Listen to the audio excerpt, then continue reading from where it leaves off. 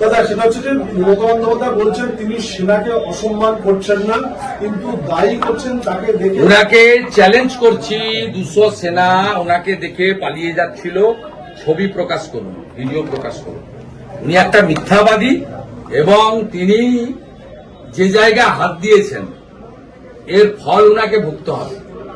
Indian army ভারতবর্ষের 140 কোটি মানুষের গৌরব, পৃথিবীর অন্যতম সর্বশ্রেষ্ঠ শক্তিমান ইন্ডিয়ান আর্মি। আপনি যে বলছেন 200 জন সেনা অফিসার এবং জওয়ান আমাকে দেখে পালাচ্ছে, আপনারা যাবেন না, আমি আপনাদেরকে নিয়ে গর্ব অনুভব করি। তো আপনি যে প্রথম অফেন্সিভ ল্যাঙ্গুয়েজটা দিয়েছেন, আমি ইতিমধ্যে এক্স হ্যান্ডেলে দিয়েছি এবং আমি ন্যাশনাল চ্যানেলকেও দিয়েছি। আমি রাজনাথ সিং, সিডিএস সহ সর্বস্তরে আমি জানিয়েছি যে এই কথাটা একজন রাষ্ট্রবিরোধী মানসিকতার লোক ছাড়া অন্য কেউ বলতে পারে না। সেম মমতা ব্যানার্জি। একাডেমির অনুষ্ঠান স্থগিত, কারণ প্রধান অতিথি ছিলেন জাহেদ জাভেদ আখতার।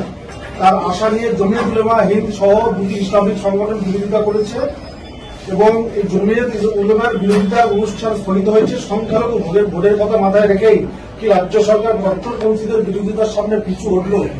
এই রাজ্য সরকার নিজেই কট্টরপন্থী এবং এরা সুরাবর্দীর যে অসম্পূর্ণ কাজ, সেই কাজ সম্পূর্ণ করার জন্য চেষ্টা চালাচ্ছে, করছে। স্বাভাবিকভাবে এটা বারে বারে প্রমাণিত। ভোট ব্যাংক, ধর্মীয় পরিচিতি ইত্যাদি দেখে হয়। এই যে কমপ্লিটলি বাংলা বাঙালি ইত্যাদি এসব চলছে এবং এই বিধানসভাতেও যে প্রস্তাব কাল আসবে, যা আজকে বিলি হয়েছে, এটা কাদের জন্য? যারা আকাশকে আসমান বলে, জলকে পানি বলে, মাকে আম্মা বলে, বাবাকে আব্বা বলে, কাকাকে চাচা বলে, কাকিমাকে চাচি বলে, তাদের জন্য। স্বাভাবিকভাবে এই সরকার নামেই তৃণমূল কংগ্রেস, কার্যত মুসলিম লীগ 2।